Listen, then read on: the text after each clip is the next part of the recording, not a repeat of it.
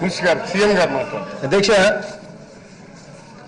చంద్రబాబు నాయుడు గారు సత్యదూరమైన మాటలు మాట్లాడాడు కాబట్టి మైక్ తీసుకొని మళ్ళీ నేను రీక్లారిఫికేషన్ చేయాల్సిన పరిస్థితి వస్తూ ఉంది అధ్యక్ష. ఎందుకంటే ఎట్లా జరుగుతూ ఉందంటే అధ్యక్ష, ఈ సభ ఆయన మాట్లాడిన తర్వాత నేను క్లారిఫికేషన్ ఇస్తాను. అన్ఫార్చునేట్లీ క్లారిఫికేషన్ ఇచ్చిన తర్వాత అది ఫుల్ స్టాప్ పెట్టి మీరు రెండో క్వశ్చన్కి పోవాలి. కానీ ఇక్కడ అన్ఫార్చునేట్గా అది జరగకోకుండా మళ్ళీ ఆయనకు మైక్ ఇస్తూ ఉండరు. సో మళ్ళీ ఆయన సత్యదూరమైన మళ్ళీ మాటలు చెప్పాడు కాబట్టి మళ్ళీ రీక్లారిఫికేషన్ మళ్ళీ మేము ఇవ్వడానికి మళ్ళీ మేము లేయడం ఇలానే జరుగుతూ ఉంది. అయినా కానీ ఇది కనీసం రాబోయే రోజుల్లో మీరు దీన్ని రిపేర్ చేస్తారని చెప్పి ఆశిస్తున్నా అధ్యక్ష. అట్ ది సేమ్ టైం ఆయన సత్యదూరమైన మాటలు చెప్పిన నేపథ్యంలో ఆయన చెప్పిన మాటలకు నేను క్లారిఫికేషన్ ఇస్తా ఉన్నా అధ్యక్ష. సింపుల్ క్వశ్చన్ అధ్యక్ష. సుప్రీంకోర్టు జడ్జిమెంట్ చెప్పింది, సుప్రీంకోర్టు జడ్జిమెంట్ ఉంది, సుప్రీంకోర్టు జడ్జిమెంట్ ఉందని చెప్పి అంతగా అంటా ఉన్నాడు అధ్యక్ష. అధ్యక్ష, నేను ఒకటే అడుగుతా ఉన్నా అధ్యక్ష, ఈ ప్రజావేదిక, ఈ ప్రజా గ్రీవెన్స్ సెల్ ఏదైతే ఉందో దాన్ని విరగొట్టక ముందు అధ్యక్ష, చంద్రబాబు నాయుడు గారు దాన్ని విరగొట్టద్దండి అని చెప్పి ఏకంగా దాని మీద కోర్టుకు వెళ్ళాడు అధ్యక్ష. రాత్రి కోర్టు కూడా ఎంత జాతీయ సమస్య అన్నట్టుగా కోర్టును ఏ రకంగా తాను కోర్టును ఏ రకంగా దాన్ని ఏ రకంగా ఇబ్బంది పెట్టాడు అని అంటే అధ్యక్ష, కోర్టును రాత్రి 12 గంటలకు 1 గంటప్పుడు హౌస్ మోషన్, రాత్రి 12 గంటలకు 1 గంటప్పుడు హౌస్ మోషన్ అధ్యక్ష. ఆ టైంలో కూడా కోర్టు నిజంగానే ఏమైనా జరిగిపోయిందా, నిజంగానే ఏమైనా జరిగిపోతాడా రేపు పొద్దున్నే అని చెప్పి కోర్టు క్లారిఫికేషన్ తీసుకునేందుకు ఆ టైంలో ఏం జరిగింది అని వినింది అధ్యక్ష.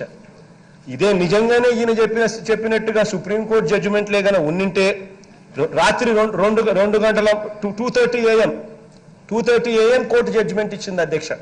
అంటే నిజంగానే చంద్రబాబు నాయుడు గారు చెప్పినట్టుగానే సుప్రీంకోర్టు జడ్జిమెంట్లే కన్నా ఇదే మాదిరిగానే ఇల్లీగల్ కన్స్ట్రక్షన్ చేయకుండా ఆపచ్చు. ఇల్లీగల్ కన్స్ట్రక్షన్ గవర్నమెంటే కట్టినా కూడా దాన్ని రాటిఫై చేసే పరిస్థితి కన్నా ఉండింటే ఎందుకు కోర్టు పర్మిషన్ ఇచ్చింది అధ్యక్ష? మరుసటి రోజు ఏ రకంగా ప్రజావేదిక డిమాలిషన్ అయింది? ప్రజావేదిక డిమాలిషన్ కాకముందు కోర్టు వినిన తర్వాత రాత్రి 2:30 AM కోర్టు జడ్జిమెంట్ ఇచ్చింది. జడ్జిమెంట్ ఇచ్చిన తర్వాత మరుసటి రోజు దాన్ని పగలగొట్టడం అనేది జరిగింది. మన కళ్ళ ముందనే అన్ని కూడా కనిపించాయి. ఇవన్నీ కూడా తెలిసినా కూడా దాన్ని మభ్యపెట్టే కార్యక్రమం చేస్తా ఉన్నాడు. రెండో విషయం అధ్యక్ష, సుప్రీంకోర్టు ఏదైతే తన జడ్జిమెంట్ ఏదైతే చదివి వినిపించాడు, ఏదైతే చెప్తా ఉన్నాడు అధ్యక్ష, సుప్రీంకోర్టు జడ్జిమెంట్ కూడా they did not direct, supreme court also directed not to take up any construction in water bodies and parks. Supreme Court అనేది కూడా ఏదైతే చెప్పిందో అధ్యక్ష, Supreme Court direction is only private buildings constructed unauthorizedly in private lands. అంతేగాని which can be taken over by the court. అంతేగాని they are not connected to water bodies and parks. Public purpose కోసం ఏదైనా private buildings ఏదైనా private సంస్థలు private స్థలాలలో ఏదైనా కట్టి ఉంటే దానికి పబ్లిక్ పర్పస్ కోసం గవర్నమెంట్ టేక్ ఓవర్ చేయొచ్చు అని చెప్పిన సుప్రీంకోర్టు జడ్జిమెంట్ ను ట్విస్ట్ చేసి వాటర్ బాడీస్ కు పార్క్స్ కు దాన్ని లింక్ చేసి ఇష్టం వచ్చినట్టుగా దాన్ని వక్రీకరించి ఆ జడ్జిమెంట్ ను చూపించే కార్యక్రమం చేశాడు.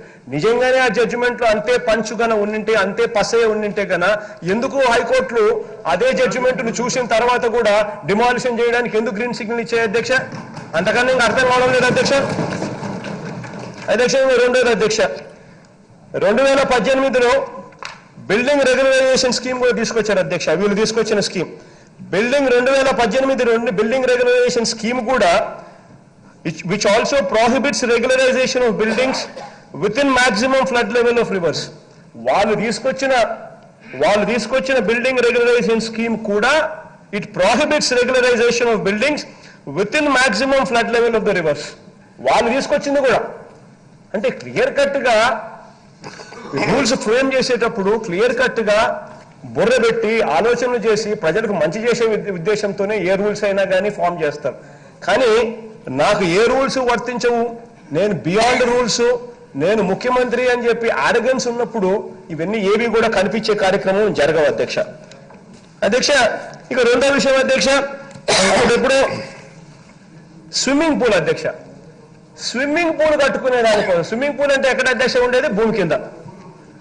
స్విమ్మింగ్ పూల్ అనేది భూమి పైన ఉండదు అధ్యక్ష. స్విమ్మింగ్ పూల్ అనేది భూమి కింద. అంటే గుంట వెళ్తాము, నీళ్లు ఉంటాయి అక్కడ, దానికి స్విమ్మింగ్ పూల్ అని చెప్పి రివర్ కన్జర్వేటర్కి ఎప్పుడో పర్మిషన్ పెట్టుకుంటే దానికి ఎవడైనా కూడా పెద్ద అబ్జెక్ట్ చేసే కార్యక్రమం నాకు తెలిసినంత వరకు ఎవడు కూడా పెద్ద దానికి అబ్జెక్షన్ చేయాల్సినంత అవసరం లేకపోయి ఉండొచ్చేమో. కాబట్టి రివర్ కన్జర్వేటర్ ఏమన్నా ఆ రోజుల్లో ఏమన్నా పర్మిషన్ ఇచ్చాడేమో.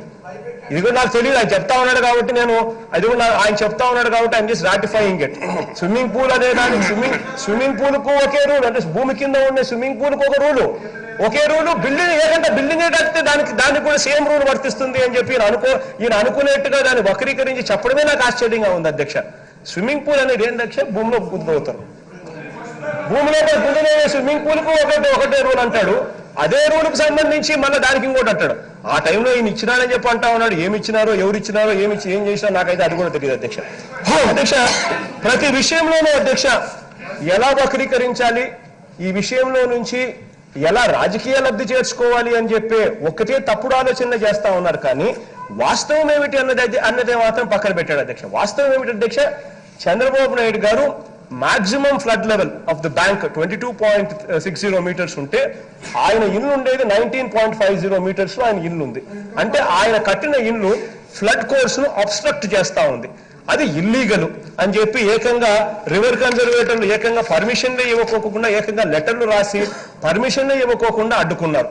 అడ్డుకున్నప్పటికీ కూడా అవన్నీ కూడా బేఖాతరు చేసి ఇల్లు నిర్మోహమాటంగా ఇల్లు కట్టుకోవడమే కాకుండా ఆ తర్వాత పెద్ద మనిషి అదే తప్పుడు బిల్డింగ్ లో ఉంటూ నేను ఇక్కడే ఉంటా, నా మీద ఏదన్నా యాక్షన్ తీసుకుంటే అది ఏకంగా చంద్రబాబు నాయుడు గారి మీద యాక్షన్ తీసుకునేట్టు అవుతుంది అని చెప్పి ప్రొజెక్ట్ చేయడం కోసం ఆరాటపడతా ఉన్న ఈయన మనస్తత్వం చూస్తూ ఉంటే నిజంగా ఎవరైనా కూడా అధ్యక్ష ఒక స్థాయి ఉన్న వ్యక్తులు, చంద్రబాబు నాయుడు గారికి ఎక్స్ ముఖ్యమంత్రిగా ఉన్న వ్యక్తి, ఒక స్థాయి ఉన్న వ్యక్తులు, అలాంటి వ్యక్తులే నేను ఇక్కడే ఉంటా, రూల్స్ వ్యతిరేకంగా ఉన్నా నేను ఈయనే ఉంటా, నా బిల్డింగ్ వచ్చి మీరు పగలగొట్టే ధైర్యం మీకుందా అన్నట్టుగా బిహేవ్ చేసే కార్యక్రమం ఏకంగా ఆ స్థాయి వ్యక్తి చేస్తా ఉంటే అసలు ఈ మనిషికి బుర్ర జ్ఞానం ఉందా లేదా అన్నది ఒక్కసారి ఈయన ప్రశ్నించుకోవాలని చెప్పి అడుగుతాను.